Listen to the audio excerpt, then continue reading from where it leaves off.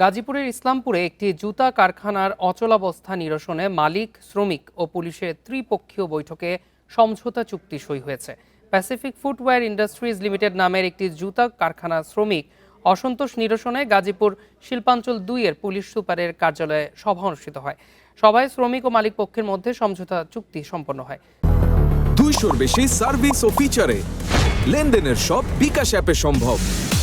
চুক্তি অনুযায়ী কারখানা স্থানান্তরজনিত কারণে আগামী 15 এপ্রিলের মধ্যে শ্রমিকদের 5R ফুটওয়্যার অথবা প্যাসিফিক ফুটওয়্যার কারখানার কোনটিতে চাকরি করবেন সে বিষয়ে সিদ্ধান্ত গ্রহণের সুযোগ দেওয়া হয়। এছাড়াও মার্চ মাসের বকেয়া বেতন, মাতৃত্বকালীন ভাতা, ঈদ বোনাস সহ বিভিন্ন পাওনা পরিশোধের বিষয়েও সিদ্ধান্ত নেওয়া হয়।